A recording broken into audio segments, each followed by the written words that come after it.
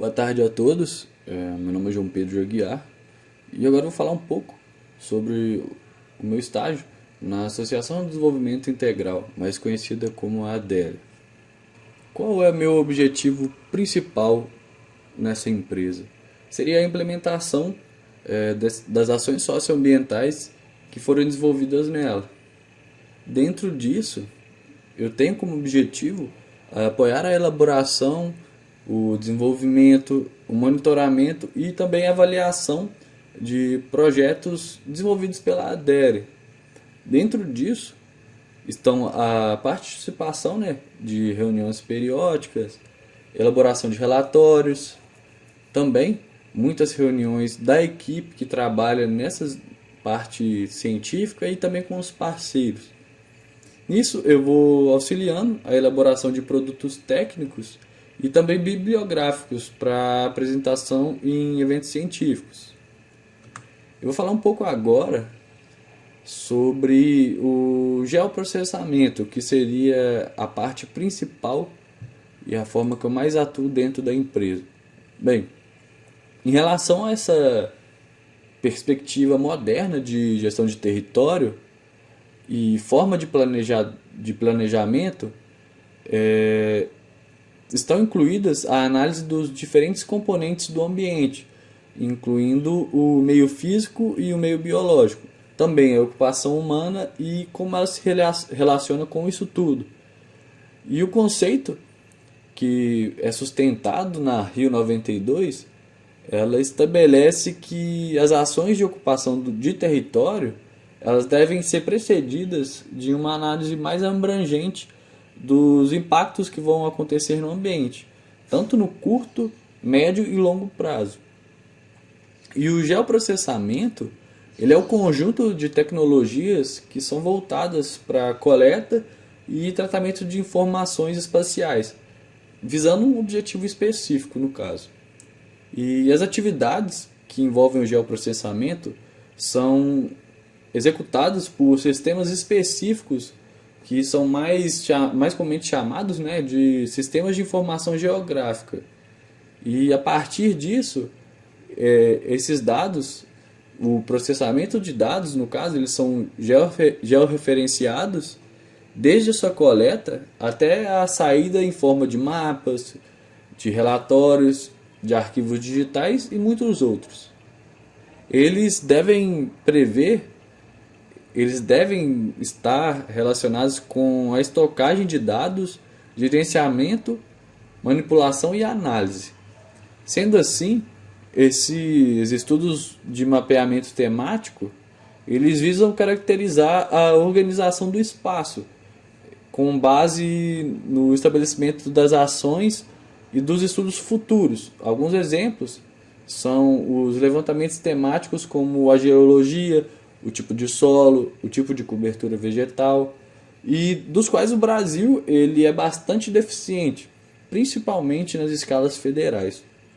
E a Associação de Desenvolvimento Integral, ela visa nesse sentido elaborar estudos que façam mapeamentos temáticos, com enfoque em produzir dados científicos que possam contribuir para a melhor gestão de território, contribuindo assim para a sociedade em escalas locais até federais.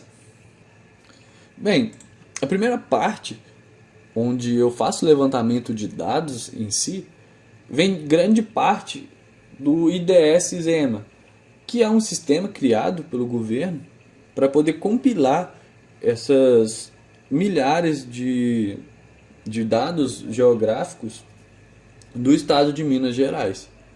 Com isso, eu baixo esses dados e faço o tratamento deles por outro programa, que no caso seria pelo ArcGIS.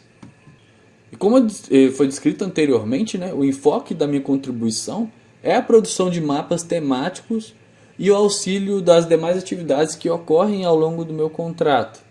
E baseado nesse aspecto, eu vou falar um pouco mais sobre as características teóricas utilizadas na confecção desses mapas temáticos. Primeiro, eu me foquei em tratar dados relacionados aos 28 municípios que a Arquidiocese de Belo Horizonte tem influência E com isso, o ArcGIS foi o meio, a ferramenta, né, que me possibilitou tratar essas informações. O Brasil, ele usa o Datum Sirgas 2000, que é um sistema de referência geocêntrico para as Américas, e foi oficializado como o novo referencial geodésico para o SGB, que seria no caso o Sistema Geodésico Brasileiro, em 2005. E ele adotando então, né, a gente adotou esse referencial geocêntrico no Brasil e se constitui uma necessidade que vai atender os padrões globais de posicionamento e também garante a qualidade de levantamento dos GPS. A rede de referência SIRGAS, ela é uma rede de densificação dos marcos de rede, no caso para a América Latina. E essa sua materialização ela foi realizada em várias campanhas de GPS, sendo que a primeira foi em 1995, que gerou o SIRGAS 95, que foi construída por 58 estações. Em seguida, no ano de 2000, foi feito, no caso agora gerando o SIRGAS 2000, uma mesma campanha, só que agora com 184 estações de georreferenciamento. Atualmente está na fase de construção do SIRGAS de monitoramento contínuo, que será composta por 170 estações, sendo que 50 delas vão pertencer à rede global do IGS, que seria o Sistema de Serviço GPS Internacional. E os países da América Latina que utilizam esses SIRGAS são, por exemplo, Argentina, Bolívia, Brasil, Chile, Colômbia, Costa Rica, El Salvador, Equador, México, Panamá, Paraguai, Peru, Uruguai e Venezuela. Bem, agora eu vou falar um pouco mais sobre como começou esse processo meu de tratamento de dados. Então, no início, eu tive que me familiarizar com a ferramenta, né, com o ArcGIS, e antes de começar a utilizar essa ferramenta, eu fiz o levantamento de várias bases de dados. E com elas eu comecei a, entre aspas, brincar, né, começar a aprender quais seriam as formas ideais para se tratar esses dados. Então, do lado esquerdo, a gente pode observar um mapa, que ele está bem mal feito por sinal, onde eu coloco a razão social das barragens que estão contidas em Brumadinho. E, do lado direito, o ato legal de tombamento na cidade de Belo Horizonte. Então, assim, foi uma forma sem padrão, onde eu comecei a desenvolver esses dados em um mapa, assim, para começar a aprender a fazer um mapa temático. Posteriormente, já seguindo algum padrão estético, eu fiz um mapa, já agora com os 28 municípios que a Arquidiocese atua, visando a potencialidade de cavidades que ocorrem nessa região. Então aqui já comecei a mexer com legenda, escala, proporção e padronização.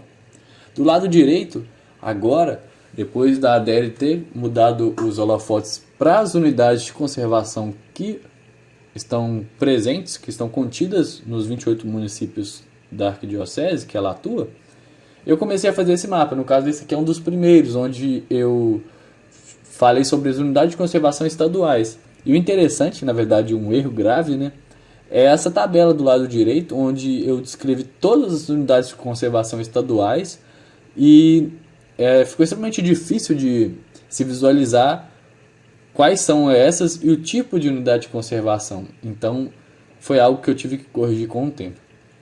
No momento, já saíram alguns resultados, alguns mapas, e eu vou elencar alguns aqui para vocês. No caso, a gente percebe que agora eu sigo um padrão, né, de estruturação temática, onde eu sigo uma tabela de cores específica para as unidades de conservação de uso sustentável e as unidades de conservação de proteção integral.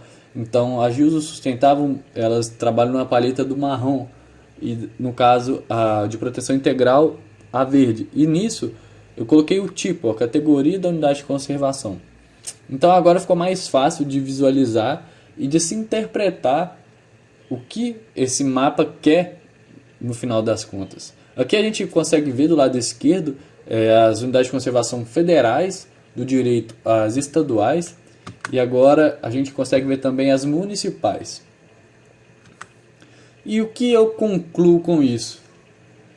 Além do caso da produção de dados, né, de mapas, essas 402 horas que somarão o total, né, do contrato, além disso, dessas produção de dados, elas me estimularam principalmente no que se diz respeito à proatividade, no seguinte sentido: a gente está num momento diferente, a gente está trabalhando em EAD, então você tem que se policiar, né? Você tem que ser proativo e buscar informação e sempre estar produzindo sem que alguém tenha que estar de olho em você e te cobrar.